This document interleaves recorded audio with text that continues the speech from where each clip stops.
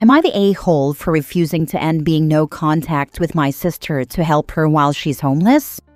I, 27 female, was dating Rob, 28 male, for over 5 years, but ended our relationship last year when I found out he was sleeping with my sister Izzy, 25 female. I was pregnant at the time and quickly learned Izzy was too, so I ended my pregnancy. Izzy already knew because Rob had told her, and even though I told her I wanted nothing to do with her and had blocked her everywhere, or so I thought, I missed one account. She told me we needed to stay in touch because our kids would be siblings. When I didn't reply, Rob told me he still wanted to be a dad, and I told him there was no baby anymore, and he needed to leave me alone. Izzy told our family what had happened and what I did, and she was absolutely vile about me. My brother Ryan, 22 male, showed me screenshots, and the stuff Izzy was saying was infuriating, but also just further cemented the whole "I'm done with you forever" part. Izzy tried to get in touch with me once after all of that. She would have been 8 months pregnant, but I blocked her new account and carried on with my life. She was living with Rob at that time. They've broken up since then, and Izzy had the baby. Now she's homeless with the baby. Rob still sees the baby, I think. She was in a rental for a while, then a shelter, and then I guess another shelter where she didn't feel safe.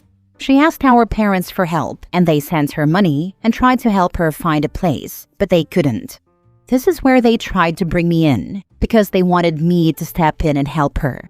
We don't live in the same state as our parents, and our parents say she's afraid to leave because of custody issues with the baby. I told them I am forever no contact with Izzy and that she no longer has a sister to help her. They told me that in a real emergency, we need to put aside people's bad actions and help. I suggested they keep sending her money to get her on her feet and help her themselves. They visited here so many times, they almost know the town better than I do, even after 9 years of living here. Ryan agreed with me and told our parents they should be the ones helping Izzy, not me. They tried to find Rob and make him do something, but he only wants to help the baby. My parents told me I need to help or else who knows what will happen. I refused, and then I had to block my parents because they were doing their best to make me feel like a monster for refusing to help. Even when I pointed out she called me that, and worse, over my prior pregnancy. Ryan told me they're still going crazy and are in the process of trying to move Izzy in with them. But they still believe I should have put the issue aside to help. Am I the a-hole? Not the a-hole. She burned all her bridges with you. After you had broken up with Rob, Izzy should have taken the victory and been a good winner. Instead, she was vile toward you. It never ends well helping people like that out. They will make your life a living hell if you let them back in, because you can never do enough to help them. Just as your parents sent money, she still couldn't dig herself out of the situation she was in. While you can feel bad about her kiddo, they will always find some excuse why you need to help out. They will be on the streets, they will go to jail, they will starve, they won't have shoes for school, etc. Stay out of their drama and their compulsive lies. She lost touch with reality through all of this. The way she acted like it was a good thing that we would have given birth to siblings? That still feels so gross to me. And she thinks I'm a monster for my choices. So why would she want to have her baby around one anyway? Not the a-hole. This is a literal FAFO situation. Exactly. She's not the villain here. She protected herself after being betrayed in the worst way. Actions have consequences, and Izzy made her choices. It's not on her to clean up the mess just because it got uncomfortable. Not the a-hole. She betrayed you in the worst way, trashed you after, and now expects your help? No one is entitled to access someone they deeply hurt, just because they're in a tough spot. It's sad she's struggling, but you owe her nothing. Boundaries exist for a reason. The things she said to me are in black and white, and with the screenshots will never go away, as much as Izzy and my parents might like them to. I'd just reply with her screenshots every time her name is brought up. Every single time. I like this plan. Next story. Am I the a-hole for dating my ex-girlfriend's sister after she cheated on me? I, 28 male, was with my ex-girlfriend Lena, 27 female, for about 3 years. We had what I thought was a solid relationship, lived together, talked about marriage, the whole deal. Around 6 months ago, I found out she was cheating on me with a coworker. I was devastated. She didn't even try to deny it. Said she felt stuck and needed something exciting. Cool. Obviously, we broke up. I moved out, went no contact, tried to move on. Her family was actually really supportive of me, especially her younger sister Kayla, 25 female, who I always got along with. She reached out to check in on me a few times, and over the next couple of months, we started talking more, at first just as friends. But honestly, we clicked. She was easy to talk to, funny, kind, and she saw how hurt I was. Eventually, it turned into more. We both fought it at first because, yeah, it's complicated. But after a couple of months, we decided to give it a real shot. We've been officially dating for 3 months now, and it's been amazing. Here's where the drama starts. Lena found out last week. She went ballistic, called me a disgusting traitor, said I'm ruining their family, and told Kayla she's dead to her. Some of her friends have even messaged me saying it's beyond disrespectful and that I'm a snake. Now, from my perspective, I didn't cheat. She did. She ended the relationship. I moved on, just not in the way she expected, I guess. Kayla and I were both adults about it, and we tried to be respectful. Not the a-hole. Out of curiosity, what does her family think of you dating the sister now? They're okay with it. They think it's a little weird, but they accept us. Bold of her to call you the disrespectful traitor. Supporting a cheater. What do you expect? His ex doesn't like it to be reminded every day of her cheating when he shows up. You nailed it squarely on the head. She sees him and her sister happy, and forevermore she's going to think that could have been me. So where's the coworker now, Mr. Excitement? Did he have enough of her BS, or was she secretly hoping OP would be waiting for her? But honestly, we clicked. Yes, because she's very similar to the girlfriend whose company you enjoyed, up until the point you found out she was cheating. Siblings, 50% shared genetics, shared upbringing, are very likely to behave similarly to each other. Not the a-hole, but still almost certainly making a mistake. I remember looking at my sister's second husband and wondering how they ended up married. He was a great guy, and she was not so great. She ended up cheating on him. She was with our cousin, defending her cheating by ranting about what a terrible husband he was. The issue she specifically named? He wanted to stay home and do home repairs instead of going out to the bars every night. The horror. I often referred to her as my chronologically older sister. We share our love of animals and just about nothing else. My one marriage has lasted longer than all 4 of hers combined. So just because OP's ex is a cheating C-word doesn't mean her younger sister is. Next story. Am I the a-hole for publicly rejecting my boyfriend's proposal? My boyfriend, Tom, and I are both 26 and have been together for 1.5 years. My best friend Emily got married just over a week ago. Emily and I have been friends since we were 5 and in preschool. I was her maid of honor and my boyfriend was invited. He's friendly with Emily's husband, not so much with Emily, but they get along fine. The ceremony was perfect, and the reception was going absolutely great. About halfway through the reception, my boyfriend and I had obviously had a few drinks.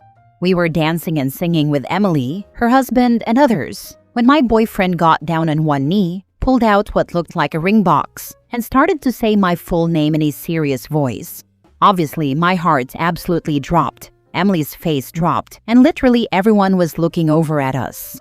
I laughed, pulled him up, and carried on dancing.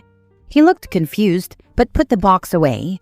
Emily looked like she was about to cry. And when I say I have never been more embarrassed, I mean I have never been so freaking embarrassed in my life. Emily's whole family saw. Some of my family were there and saw, and all of our friends saw. If we disregard how completely tacky it is to propose at someone else's wedding and steal their day, it was so obvious that he hadn't even asked permission from the bride or groom beforehand. After about 5 minutes of awkward dancing, Tom took me outside and basically asked, "What the heck was that?" I went off at him for the reasons above, but he just doesn't seem to comprehend why it's wrong to propose at someone else's wedding. Why the heck would you gate crash someone else's party? Why steal someone else's special day? Why steal their thunder? We hadn't even discussed marriage. He took a taxi to his parents' place after we argued for about 15 to 20 minutes, and I went home when the reception ended. Obviously, I apologized profusely to Emily. She is understandably upset and has asked for space, which I'm obviously devastated about. I feel like I lost my best friend and boyfriend in one night, and neither of them has really spoken to me much in the past week. Tom is saying I completely humiliated him. Am I the a-hole here?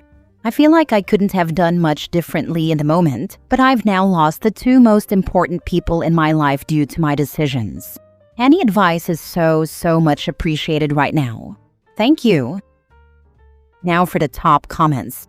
If he's not emotionally developed enough to understand how rude it is to propose at someone else's wedding, he's not the one for you. I'm so sorry he embarrassed you like that. Not the a-hole. If he's the sort to propose without even discussing marriage first, he's not the one for anyone. OP, you are innocent in this, and tried to handle it the best you could. Not the a-hole. Best friend should come around once emotions have calmed down and realizes you don't support boyfriend's actions. I think you and boyfriend are over though. Not the a-hole for rejecting the proposal. I hope so. I feel like I'm missing a limb without her. I've not really attempted to contact Tom, like I've not gone out of my way to beg for forgiveness, but I have messaged to check in on him every now and again, as I get it would have been embarrassing for him too. But this is the kind of thing I'd vent to Emily about, but she's trying to enjoy her honeymoon and hasn't responded to any of my messages since Wednesday. She's like my sister, so I really hope we can recover from this. Not the a-hole. Honey, you didn't make the decisions. Your hopefully now ex made the decision, and he's proven that he wants to be the center of attention. If you want any chance of salvaging your friendship with Emily, you need to dump Tom and have him gone. As for Emily, write her a message along the lines of, Tom and I are done. I had no idea he was going to do something so idiotically stupid, and I'm sorry it is a tarnish on your day. I love you, but after this message, I will wait for you to message me. Take as much time as you need, and then stick by that. Let her come back to you. You cannot force her forgiveness even though you are not and are not to blame. She will see that eventually. It might take time. Last story. Am I the a-hole for not apologizing for my part in my dad missing the birth of my half-brother? When I, 17 male, was 9, my mom died from cancer. 6 months after she died, my dad met Laura, and they moved in together and got married 7 months later. My dad forgot about me in all of this. Before Laura, he was depressed all the time and almost never left the couch. Then once he got out there and met her, he focused on marrying her super fast. It made me resentful because I felt like he didn't care about me, just himself. It took him and Laura telling me she was pregnant and me storming out of the house when I was 11 for him to start questioning things. He followed me all the way to my uncle's house and asked me why I stormed off and wasn't excited. I ranted at him and took out all my frustration on him during the walk back to the house. He promised he'd do better, but then his focus was on Laura and the new baby. Laura was about ready to give birth when he told me he hated me pulling away and not being excited and said he'd do anything to fix our relationship. So I told him he needed to give me time where he didn't talk about Laura or the baby or cancel because of one of them. I said he needed to prove he meant what he said. I told him one time wasn't enough either. Our first 2 days weren't great, and he answered several calls from Laura. The third time, I told him it was his last chance. He ignored a couple of calls before reading a text from her saying she had gone into labor. He asked if his third chance would be up if he went to the hospital, and I said yes. So he stayed for a while, but then he said I'd need to forgive him at some point, and he left me with my grandparents and uncle and went to the hospital. But Laura had already given birth by then.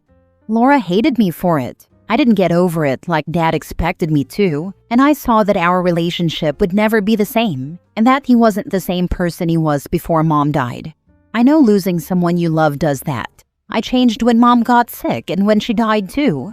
But my dad turned into someone so different. He stopped reading the room and just acted so naive, or even dumb, like when all he would talk about was Laura and the baby. Even when I never engaged, he still wouldn't ask if I was okay. And after missing the birth and going against what we talked about, that if he bailed on me again, I wouldn't forgive him, he acted like everything was fine. He kept trying to make me hold the baby, asking me why I wasn't excited, and talking about the baby, but never addressed the fact that I had said if he left, I wouldn't forgive him. And he left early anyway. He also acted like he had no idea why Laura was so angry at me, and why she refused to interact with me after that. He'd say we were a family and that I was the best big brother. He told her he was the happiest he had ever been, and had never loved anyone more than her or my half-brother. I was standing right there when he said it, and when I stormed off, he played dumb about why that would bother me. I distanced myself more, while Laura wanted me around even less. Then at the end of last year, she told Dad to send me to live somewhere else, and Dad decided we all needed therapy. We started in March, and only Dad talked for months. The therapist would ask me and Laura questions, but we didn't answer. She broke first, and a month ago, she talked about her issues and how angry she was that I had made Dad choose between saving his relationship with me and being there for her and my half-brother when he was born. She said at some point she had hoped and expected me to be remorseful, but I never was. And I was the reason Dad missed the birth. The therapist asked why she'd blame me instead of Dad, and she said because I manipulated Dad to ignore them, because I was hurt that he'd moved on. It took me a couple more weeks to say anything, but when the therapist asked me if I would ever apologize for what happened, I said no. And when she asked why, I said because I didn't feel bad about it. I said that day just showed me that nothing was going to change, and Dad wasn't the parent I knew before Mom died, and that I didn't feel bad that he missed the birth. He was the one who decided when we spent time together. I was just the one who said he couldn't cancel on me a bunch because he was always acting like Laura and the baby were the only two who mattered. Laura told me when I was 11 that I should have known babies need more time, and that becoming a parent is exciting, and that Dad needed to be there more than he needed to fix things with me. When I refused to apologize, she said she did not want me living with her or her kids, because she doesn't want them becoming like me or picking up my hatred for her and Dad and my indifference to them. She said I'm almost an adult and should feel guilty and apologize, but clearly I'm without a conscience. My dad sat through all of those discussions over 2 weeks and still acted naive and dumb. Am I the a-hole? Not the a-hole kid, but is there a chance to live with your maternal grandparents to get out of that toxic household? Your dad is a prick hoping that sticking his fingers in his ears and screaming la la la will somehow magically fix the dumpster fire of a marriage. I don't know about right now, but maybe since Laura wants me gone, and if I say I want to go, it might work.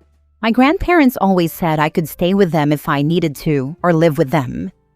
Your dad messed up and doesn't know how to fix it. Newsflash, he can't. You were a tiny a-hole for the whole day of the birth thing, but you were also a child feeling alone. And let's be honest, neglected. Laura needs to accept that you were a child too. I get she's angry, but holding on to it is only hurting everything. Don't give your dad an ultimatum, but do make it clear that if he goes along with her plan, then there is zero chance of fixing the issue. Make Laura aware that had she not been so overbearing the first 2 times, you wouldn't have reacted the way you did. She needs to take equal blame with both you and your dad. There's already zero chance of fixing the issue. When Dad went right back to acting all dumb, I decided there was no chance. It's why I'm now totally distant and don't try to get him to repair things. I don't want to work on anything with them.